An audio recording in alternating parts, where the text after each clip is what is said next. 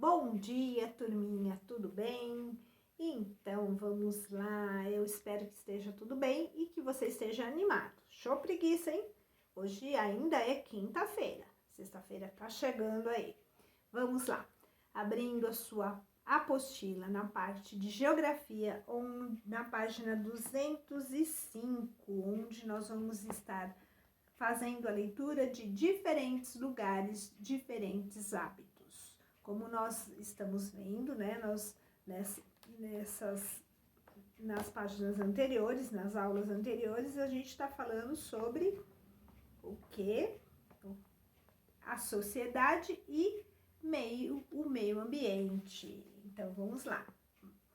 Vamos ler, acompanhe com a Pro. Percebemos até agora que as tradições e os hábitos das comunidades são formados ao longo do tempo, ligados a heranças deixadas por antepassados, mudanças tecnológicas e também por influência de características naturais locais. Então, destaque aí com o seu marca-texto, desde percebemos até o ponto final, locais. Pronto? Vamos lá.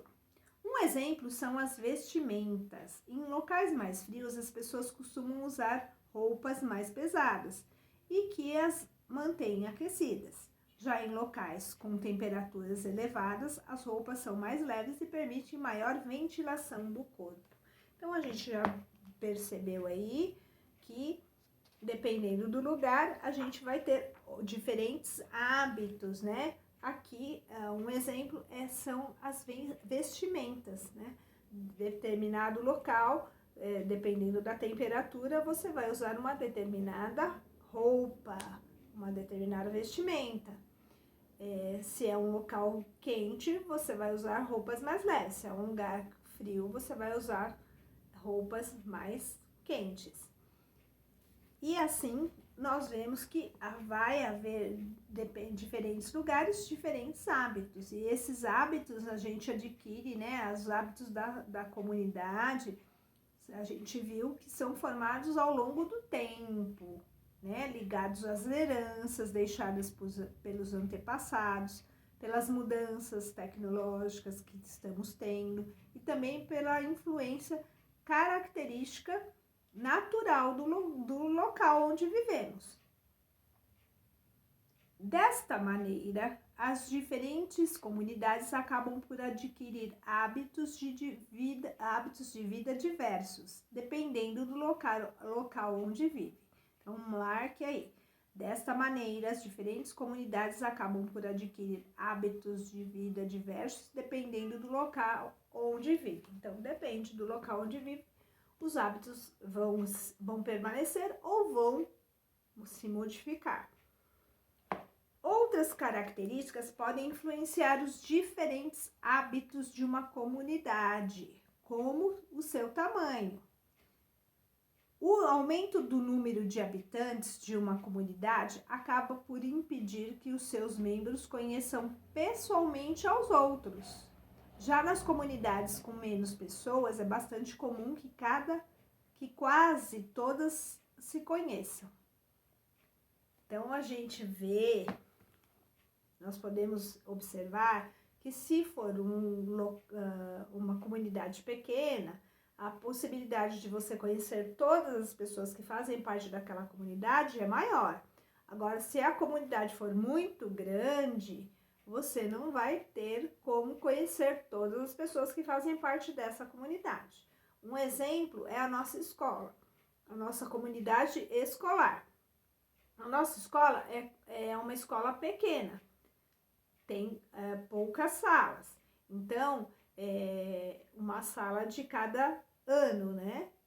Então, o que acontece? Você tem a possibilidade de circulando na escola, você conhecer outros alunos de outros anos, conhecer os funcionários e todas as professoras que fazem parte dessa comunidade escolar.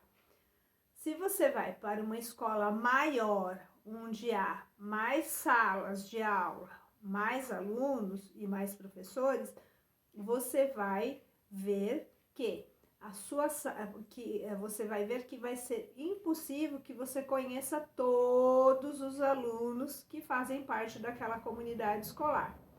Porque quanto mais pessoas, maior a comunidade, maior é a dificuldade de se conhecer a todos pessoalmente. No campo, a relação com a natureza é mais evidente, pois muitas vezes são os ritmos naturais que determinam as diversas atividades realizadas. Então, vamos destacar aqui, no campo, a relação com a natureza é mais evidente, pois muitas vezes são os ritmos naturais que determinam as diversas atividades realizadas. Então, a gente tem aqui duas imagens, onde numa está o inverno e na outra está o verão. E foi só para ilustrar o que foi colocado em relação às vestimentas, né? Num local mais quente, onde a sua comunidade está inserida, você vai usar roupas mais arejadas, né? Mais leves. Se você mora numa comunidade, num local onde é mais frio, você vai usar as suas vestimentas serão mais quentes para manter o aquecimento do seu corpo. Virando a página, nós vamos para a página 206, onde a gente vai continuar vendo aí, né, diferentes locais, diferentes hábitos. Então, vamos lá. A alimentação também é um fator que varia entre diferentes comunidades. Então, destaque aí. A alimentação também é um fator que varia entre diferentes comunidades. Em comunidades localizadas no campo, as pessoas consomem muitos produtos produzidos por elas próprias. Já na cidade, devido à falta de espaço, a produção de alimentos é mais difícil, obrigando as pessoas a comprarem os seus alimentos nos mercados. Então, é verdade mesmo, no campo a facilidade de estar plantando e colhendo os seus próprios alimentos é maior. Aqui na cidade, como a gente também não tem espaço e nem tempo, a gente vai para as feiras e para os supermercados comprar. Aqui você tem um exemplo de uma horta vertical, que são soluções para quem quer cultivar vegetais em uma residência. Por exemplo, aqui na cidade, muitas pessoas que não têm muito espaço acabam fazendo essa horta vertical.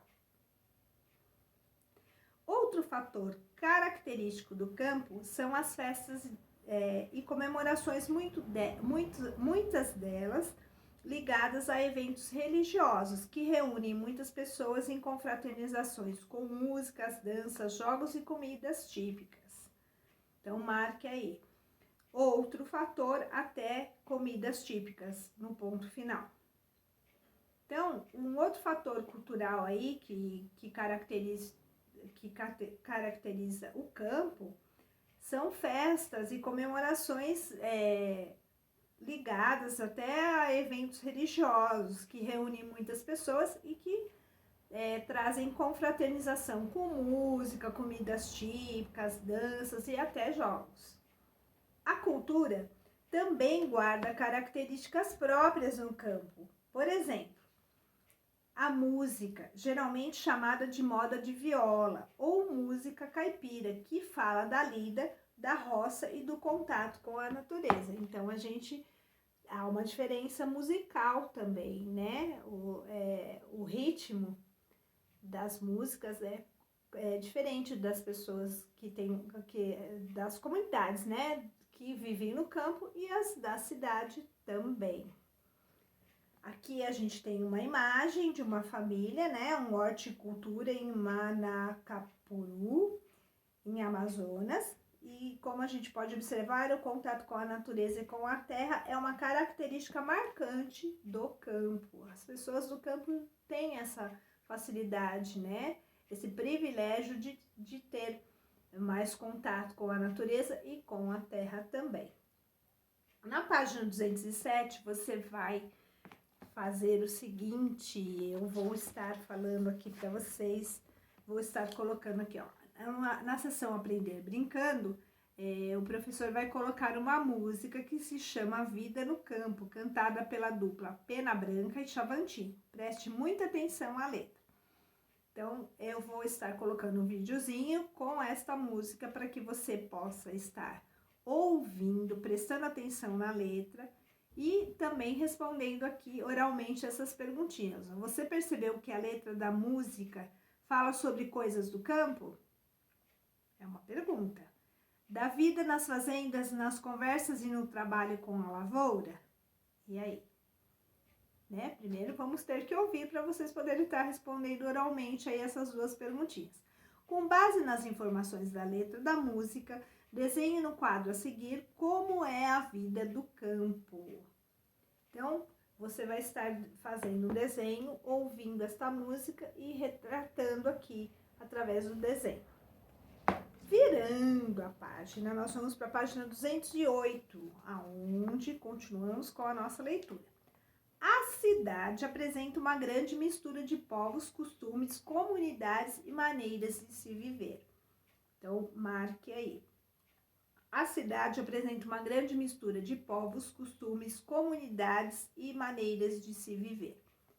Realmente é verdade, né? A cidade grande, ela traz, né, para nós outras pessoas de outras cidades, de outros estados e até de outros países, que trazem então, com elas também os costumes e hábitos de cada comunidade, que vem para o nosso bairro ou de repente para a nossa cidade, né? Para que no convívio a gente também perceba que os hábitos às vezes acabam até nos influenciando. Então, às vezes é um prato típico dessa comunidade, é um modo de se vestir, é uma música que às vezes acaba nos influenciando, a gente acaba gostando e acaba até fazendo parte, mesmo que a gente não era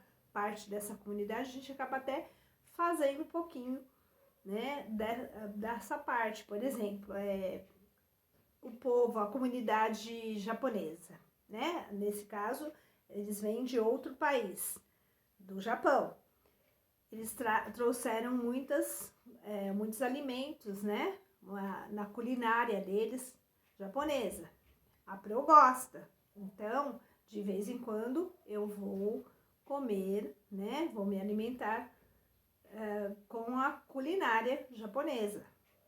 Então, acontece isso com outras coisas, como vestimentas, como a música. Então, não só japonesa, como qualquer outra. Então, a cidade nos traz muito isso, né? Os hábitos e os costumes de povos diferentes.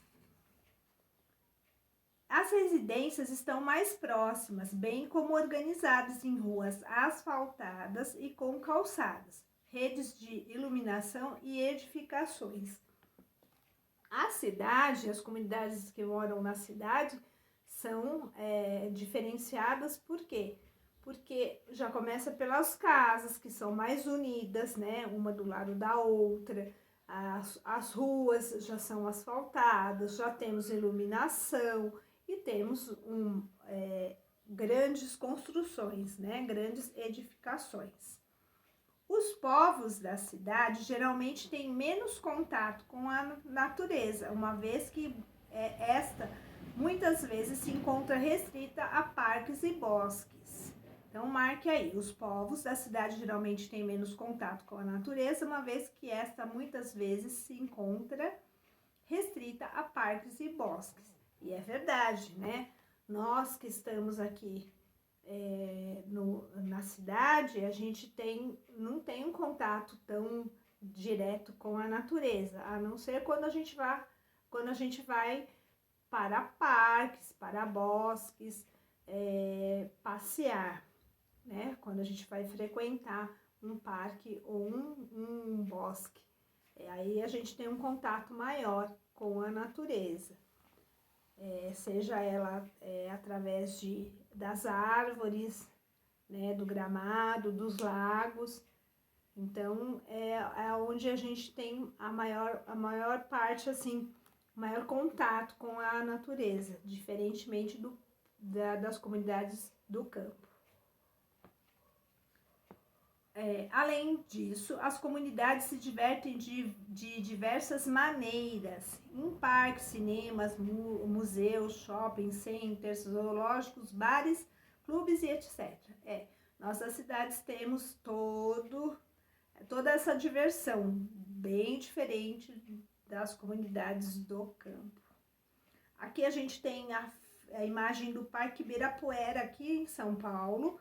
Os parques podem ter diversas funções. Então, aqui, quais são os parques? Além da gente ir lá ter um contato com a natureza, dar uma descansadinha, tentar respirar um pouco de ar puro. A gente pode praticar esporte e brincar. As crianças gostam de brincar, de apreciar os lagos, os patinhos. Alguns têm tartarugas, né? No caso aqui do Celso Daniel, aqui em Santo André, a gente tem algumas tartarugas na aguinha, certo? Então, é o mais próximo que a gente acaba tendo de contato com a natureza. Abaixo, vamos ler. Vale lembrar que as diferenças de hábitos e costumes não ocorrem apenas entre os ambientes urbano e rural, mas também entre as cidades e mesmo entre as zonas rurais distintas, pois cada uma apresenta características diversas com relação ao ambiente natural, à população que a colonizou e às suas dimensões. Então, não é só, né, as diferenças entre as zonas rurais e as urbanas, né? Mas podem ter diferenças mesmo aqui dentro da cidade.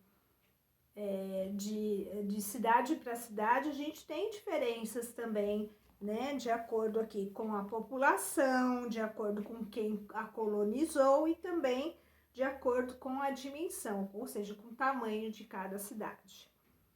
Na página 209, a gente tem um aprender brincando. Então, com base no que aprendemos até aqui, responda as perguntas a seguir. Então, você tem duas perguntinhas que você vai estar lendo e escrevendo, registrando aí a sua resposta, são respostas pessoais. Sua comunidade está inserida no campo ou na cidade? Então, você vai estar respondendo. Na número 2, se você vive na cidade, quais são os hábitos ligados ao seu modo de vida que diferenciam você das pessoas que vivem no campo?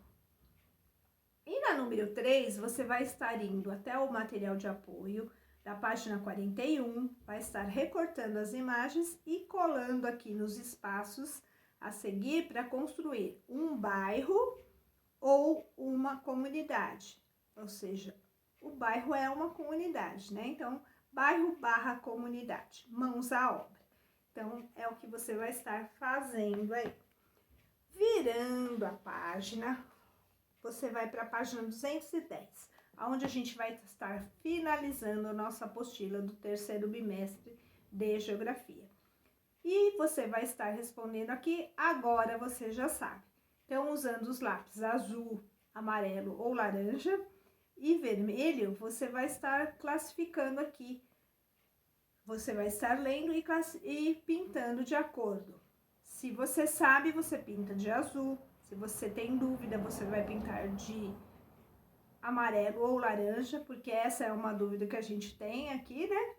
E se você não sabe, você vai estar pintando o quadradinho de vermelho. Então, é bom que você faça isso para você ver onde você tem dúvida, o que você não conseguiu absorver e precisa aprender. Volte nas páginas anteriores, nos pontos anteriores, nos capítulos anteriores. Veja se você consegue fazer uma releitura e consegue absorver. Porque logo, logo, nós estaremos realizando as nossas próximas avaliações. Então, é bom que você faça essa atividade para que você saiba o que você precisa estudar mais, o que você não entendeu, o que você não, o que você está com dúvida, ou até estar vendo, né? Se você consegue, já é uma forma de você já estar estudando também para as avaliações, tá bom, meus amores? Então é isso. Então eu fico por aqui com vocês hoje. Eu volto amanhã. Um beijo grande.